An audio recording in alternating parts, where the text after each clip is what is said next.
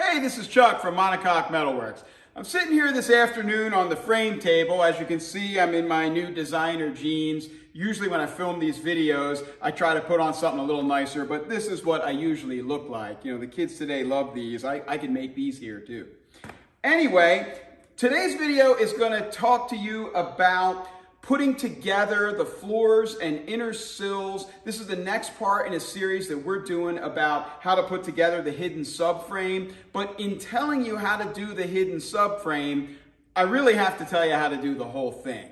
And a lot of what I'm going to mention today used to be a close guarded secret of mine, but the reality is we can only do a few E-types a year here. We're a small company and we service a lot more than that by selling parts. And I really want to make sure that the work that's getting done at home is getting done right, because with a few basic facts and a few tips, you can really turn this job around and do a lot better job. This is our frame table and jigs. It took me 2 years of work days, nights, and weekends to build them. I used to be worried about people replicating them, but once I figured out, once I got done building them, I just realized you would have to be insane to try to do that. I wanted a perfect set of templates that I could go to for any part of the E-type when I was restoring these bodies. All the bodies are rusted, wrecked, twisted, and you need to get them back into shape. And I went through that exercise mostly to have a reference point of what's right, what was original. But you can do the job at home with just a few basic tools on a nice flat surface. That's why I put this piece of plywood up here on top of the base floor jigs, because you're not going to have all this at home, but with a flat tabletop type surface and a few other things, you can get this job done right, no problem. Those things are, number one, a good straight edge. It doesn't have to be the most costly, valuable straight edge. I think this one came from Home Depot. It's a 4-footer. We've got a 6-footer back there. You need a straight edge. A decent square is invaluable. You're going to need a square as well. But the most important thing you need is this guy right here, a tape measure. You just keep measuring, double check, triple check. That's how you do it. Part of building the jigs was so I didn't have to keep measuring every car 100 times as I went through it. But when you're doing it at home, there's no trouble with doing it this way. All right. In our last video, we were prepping the floors and the inner sills. I guess we'll start over here with the inner sills. We welded in the engine frame brackets up front here, and we spot welded them just like they do at the factory. We showed you how they had these 2 locating holes with bolts in them. We pulled those out and plug welded those with the MIG. At home, you're not going to have the heavy-duty spot welder, so you can just MIG around here. That'll be fine. And then on the back side, I guess I'll flip this around this way. We put in our hidden subframe tubing. This is going to be inside the sill. You're never going to see it. It adds a ridiculous amount of strength and stiffness to the car. Little bit of weight, but it's well worth it. And that weight is down at the floor line, so it's actually lowering the center of gravity with the weight that it does add.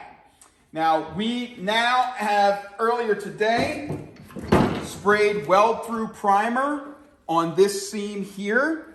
You can see that we are going to tuck the inner sills under the floor. People do it both ways. Now, keep in mind, originally, the floor and the inner sill were all one piece. This wasn't a spot welded seam. This was a 90-degree bend. And that's why they rust out along here really bad. Any 90-degree bend like that is stretching the metal, so you're already thinning it out a little bit right there. These floors and inner sills are 18 gauge nowadays. Originally, they were a little thinner at 19 gauge. So you've got this seam, and again, there are differing opinions of whether or not you should put this under like this or over like this. Well, I can tell you that these were designed to be put under. And we know that because we have contour gauges that we've developed over the past decade of every part of the car. This is the one for the inner sill, and we know from this gauge that the inner sills of this manufacturer are too long in this dimension. And so they're about 1/4 inch too long, and you're either going to have that extra material sticking out the side, but most likely it ends up sticking out the bottom. So you don't want to make that problem worse by putting this on the top. If you put this on the bottom, you're already taking away maybe 1/3 of that problem. So definitely put these on the bottom when you put these over here. Now, I want to back up and talk about how you're going to lay out your floors. Now you can see that the floor on the left-hand side is stepped down to where it's going to overlap with the other floor. Again, these floors are not made by us. I do give this manufacturer a lot of grief for the quality of their parts, but I'm a very honest guy. I always tell it like it is, and I have to say they make a great floor. And so the floors are good. It's okay to use these. They didn't originally have this step. They just overlap the two pieces. That actually works out a little better under here for the tie plate, but it's fine. They have this step now. Now, what people will do to get into big trouble on these floors, there is a very common piece of knowledge out there that you put the floors together so that these two edges are exactly 48 inches apart. That may or may not have been true originally, but with the variances in the edge of the floor and also the fact that the location of this edge is totally irrelevant. That doesn't matter. It's not going to hurt you if it's wider or narrower. There are other things that are much more important. Number one, the radius cups are already drilled out on here. We've put the radius cups on, and we showed that in the previous episode, how we use solid rivets and use the TIG to melt the top of that rivet right into this plate. The radius cup threaded holes on the bottom are exactly 36 inches on center. And so you want to lay this out on a flat surface and put them 36 inches on center. Hang on, stay there. I'll flip this over. The video's not exactly going in the order I wanted, but that's okay. What you don't want to do is what a lot of people do. They get really hung up about lining up this hole perfectly, lining this up on this seam perfectly, and then also lining up these holes to where they were.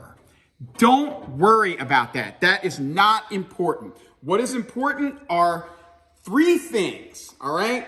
Number one, radius cup holes, 36 inches on center, exactly. Number 2, I don't know what this measurement is, I should, but you want to take your original reaction plate and put it in here and set these so that this just fits between there perfectly. Not tight, not loose. Make sure this is nice and straight and square here. It's not, this will get all banged up in shipping or whatever. Make sure that's nice and straight, and make sure this fits that just perfect. All right? That's number 2. And number 3 is to just make sure the whole 9 yards is straight and flat and square. Don't put these 36 inches apart like this or like this and have that fit kind of cockeyed. Draw on your table or whatever so that these are in a square line. This comes up. Make note that these main floor runners are not parallel to the edges of the floor. These things go out like this, all right? So, 36 inches on center, reaction plate fits just perfectly, and then you'll usually find that this is just about right. It may be a little off or whatever, and you may have to grind out these little holes later on in the process. That's okay. Whatever this lands at, it's okay. It doesn't matter, because the way the the inner sill comes like this, and then the outer sill comes around, this all gets covered up, and it doesn't matter if it moves around in there a little bit, but you're gonna be in big trouble if your reaction plate doesn't fit, your radius cups are in the wrong spot, or the whole thing isn't square. All right. Okay, I'm sorry, I know I'm yelling and I'm talking really fast, but I'm kind of wound up. I've got my afternoon coffee here. But moving forward, all right, we have sprayed the weld-through primer. We showed you where it was on the inner sill, and now you can see that we've sprayed it to the underside of the floor here, all right? Now this is your jack mount. And you'll see that it's spaced out and there's a gap here. And that gap is especially wide because, again, this is all designed for the inner sill to go on the bottom. Now, your inner sill and the outer sill, which you want to buy here, if you only buy one thing here, make sure it's the outer sill. They're both 18 gauge. Now, these are actually two 16 gauge shims, but you can see it's got the space for the two layers to go right in there. So that's how you're going to tuck those together, all right? Now, I have this floor upside down, so I want to show you back here on the tie plate. We do use a factory tie plate. This is the tie plate that comes from the other supplier. Actually, the guys that make this floor, it is too wide. Now, you might think, all right, what's the big deal? It's too wide. Well, the problem is when you go ahead and put it on there, it runs into the seat rails. This sits about here. All right, yeah, right about there. So our tie plate is, of course, identical to the original, and it is the perfect width, and you can see where when you line it up with the back of the floor, it fits just perfectly. I don't know why they don't do it like that. So we've put 2 heavy coats of a nice etch primer on here. It's really grabbed the metal. Then you can see where this was taped with masking tape. I peeled the masking tape off after spraying the etch in there. And then this area where our flanges are is sprayed with weld-through primer. Same thing here. I taped this. I sprayed etch all in here, nice heavy coat, then put some weld-through on top, all right? This is the masking tape that we use. This is the standard Scotch stuff. This stuff used to say Edge Lock on it. Now it says Sharp Lines, but it's blue with green lettering. This is a low stick tape. There is another level of this product, which is like super low stick, and it typically has blue with yellow lettering. Don't get that. I don't know what it is about the super low stick glue, but it rusts the metal. The glue in this does not. So use the blue with the green letter. This is the weld-through primer that we use. There are only a couple different manufacturers. We used to use the 3M. I have found that the 3M is much more unforgiving when you're doing MIG welding around the weld-through. They both seem to work about the same for the spot welding, which is what this is designed for, but this works a lot better for the MIG welding. It does smell weird, but it seems to be a little less toxic too. All right, so that's going to go under there. So this is going to get lined up here. And again, you're supposed to tell people things 3 times to make it stick. 36 inches, perfect fit on the reaction plate, everything nice and square. And then you want to come down here. We're going to do 2 rows of an industrial spot weld, but you can do plug welding and put a few little stitches along here on the MIG if you want. Don't worry about this lining up perfectly. Don't worry about the locations for these right now. And don't worry about this outer edge being a perfect 4 feet. That doesn't matter. The one last thing we were going to show you is that another thing about this edge, they use a nibbling shear to cut this. And you can see where it's always a real jagged edge. You don't really need to worry about that too much because when your inner sill is going to come in there, that's kind of irrelevant. But come around here, one thing I do want you to do is that you'll see because of the nibbling, they end up with these little nerds sticking out. See right there? All right, you got right there. And then back here, you got more of them. Make sure you just come along here, right there. Yeah. You make sure you come along here with a sanding disc and at least smooth that out. All right? So let's go ahead and we're going to take this piece of wood off. We do have a jig that's all, the only difference is it's already all lined up and square, but you can do that manually at home. So we're going to bolt this down and start spot welding things together.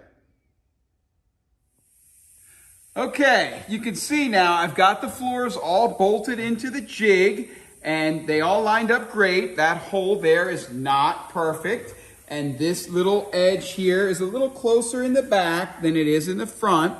But everything else that's important is where I want it to be. I've clamped this down tight. These floors come through nice and flat now. If you have an older pair, they're going to be wavy here, but you'll probably be plug welding with a MIG. You'll put enough heat in to shrink it down a little and it'll be fine. I'm going to go ahead and just show you guys a couple of spot welds.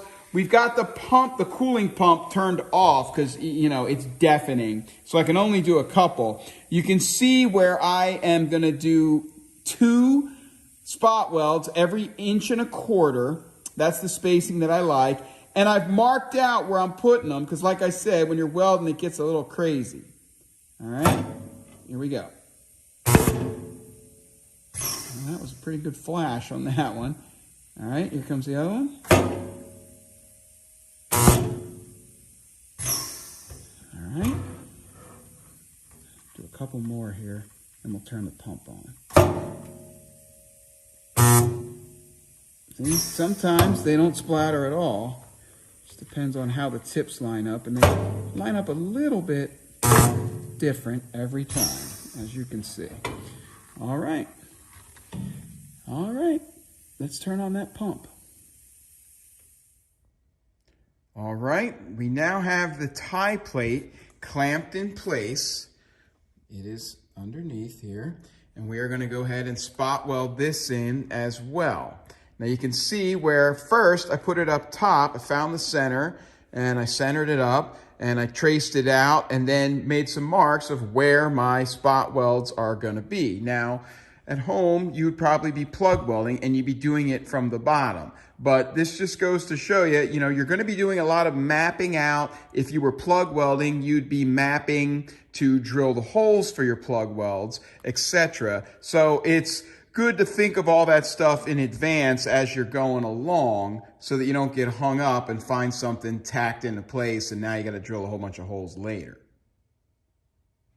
Okay, next we are laying out the cross member. Now we're not going to put this in right now, but we do need to lay it out because at this point I like to weld in the piece of hidden subframe tubing that goes inside the cross member. So this is how we beef up the car. Now this is your centerpiece. This is a separate piece and you're going to put that on after you get the cross member in. All right, so let's just set that aside for a second. All right, here's the cross member. You can see again, I've primed the inside and I've got my weld through on the flanges. Now here you see a whole bunch of lines. I have laid out what is going to happen here.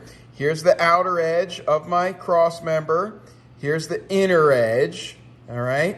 And then this is my trace line of the tubing, and then stepped in from that 1/8 inch is my line to tape because the tubing is curved on the bottom and we're going to put that weld right in there. So I don't want the primer too close to my tubing weld.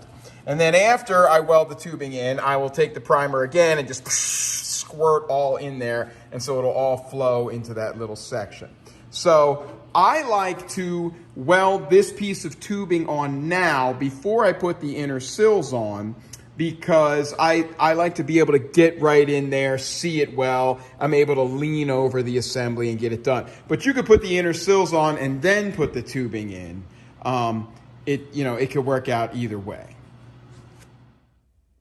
Okay, we're all clamped down now, and I've marked again where I'm gonna weld, so I don't have to think about it later while I'm doing it. These are my little weld zones. You don't need to go crazy on this. You're just attaching it to the floor, and if you over weld it and put too much weld in there, you're gonna shrink that tube a little bit and curve it some.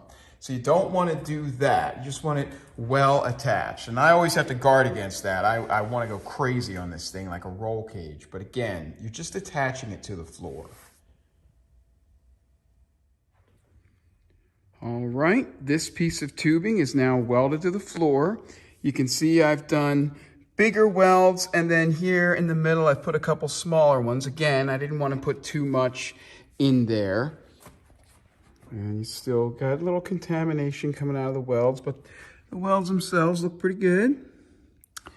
And we're gonna clean that up now and prime it. Right here, the floor drooped a little bit, and I didn't catch it till I had already started welding it. So I stopped, cut the weld out, and smoothed out the floor, and pulled the floor up and re-welded it. So just take your time, and if you run into a little problem, stop and fix it. Okay, I now have the inner sills mounted up in the jig, and they are attached to the floor. You can see I've got them in the jig up front, and then they're attached to the floor back here. Now, you may be concerned about getting this placement right if you don't have a jig, and you should be concerned. Let me zoom in a little bit. I'm talking about the placement of these lower engine frame brackets. However, if you use our brackets, and you use these readily available floors and inner sills, that is going to line up just fine even without a jig. They're kind of self-locating. I mean, I put the brackets on the inner sills, and then I fitted the inner sills up to the floor and just mashed it right up against. See how it's tight up in there? See, it's just right tight up in there. And then I just put the bolts through from our jig, just finger tight. I mean, you know, it was easy. I didn't have to wedge anything into place or anything. So, and that's been the case with the last half dozen. They really will line right up where they need to be. And then you can fit that on your end. You can use your frame rails to check, you know, the distance between that big mount down in here and then over here. You probably should build some type of rudimentary jig on your firewall before you take the car apart. I'll probably do another video about that later on. But anyway, we are all mounted up. Sometimes you will get some curvature here, and I use ratchet straps. I fish them through these holes. You can see that hole's a little bent, and I will hammer and dolly it back. But I've put some screws in here, and I'll come back and drill them out and plug weld them later, just to hold everything tight and straight before I go ahead and do the spot welding. And that is what I am going to do now. The last thing I want to tell you is the right angle here, this fit right there. See how that's not quite a right angle? I'm just about, and see how it's not a perfect fit there. I'm just about to come along with a hammer and dolly and just flatten that out nicely before I do the spot welding. Our big spot welder will pull that right down. It'll pull things tighter than a vice grip. But I don't want that wavy effect. I would have to hammer and dolly it later anyway. So you want to get that nice and straight and flat before you go ahead and do your spot or plug welding. Okay, we've now welded the outer ends of this piece of tubing to the inner sills using the MIG. There's the weld right there. And we've also pulled those screws out and drilled those holes out a little bit and welded up those screw holes, turned them into plug welds. So now we're going to put the cross member, which is the factory cross member, over top of this and hide our hidden subframe. Here it is. Now, we don't have those tabs on the end that they had originally. We prefer to MIG this straight to the sill there, and obviously this isn't in place, but we will butt this up. This was typically 20 gauge from the factory. We make it in 18. So it's a little stronger. And then the inner sills are 18, and we just MIG that joint right to each other. Now, you'll see this is too long. Just like with the crossmember halves, you want to trim this down until it just slides in there and is a perfect fit so that you can get the best weld that you can. And I will trim this 3 or 4 times, just trying to zero in on that perfect fit. Okay, I've got the crossmember in now, and you can see where I have welded the edges directly to the inner sill with a MIG. And then you see I've got all my markings because I like to have things ready to go when I'm especially spot welding, because, you know, battling this thing with one guy is tough. And I'm here by myself this afternoon. And now we are going to put in the center brace. You can see where I've already spot welded all the way across here. The Sharpie marker marks come right through that weld through primer. And so we've got that there, and then here is our centerpiece. It does not have the nuts on it yet. I like to put the nuts on at the end. So this will go right over there like that. We will line it up in the center. I think I just about nailed it, just setting it there. And now that will get spot welded in along the back and the front. And then I will drill out these holes. The holes underneath that come in the floors are bigger. And like I said, they may or may not be in the perfect spot. I think this time they were. And then we will go ahead and run a bolt and a nut through there and just MIG that nut on from the top. And then this assembly will be done. So I'll give you one last look at it when it's all done. Okay, this assembly is all done. This is going to be pulled out and is going to a customer as is for them to go ahead and finish this at home. So you can see we've got the engine frame brackets on there. They're exactly where they should be. We've got the hidden subframe tubing in there for strength. There's another piece of that under here. Everything's been spot welded just like the factory on this one. Oh, see, I thought I was done, but I forgot to put those nuts in there.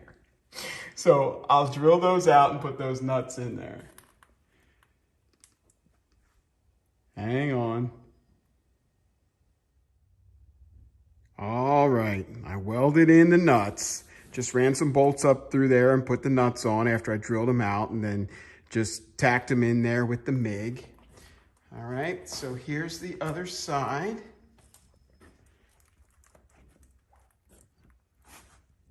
There's that tubing on that side. All right. We did not put in the gussets because it'll really help the customer to be able to just wiggle this around a little bit. And then in the back, there would be another piece of the tubing in here, but we don't know exactly where their rear chassis legs are going to come down. And so we're going to let him set that in place after he goes ahead and mates this up with what's left of his body. So there it is. I hope you've learned how to do it and how you can do it at home. But if you think that's a little beyond what you want to do, and if you really just want to have it jigged up like we do it here, give us a ring. We can make one of these for you, or we could supply any of the parts or really anything you need for your E-type body shell reconstruction. Thanks for watching.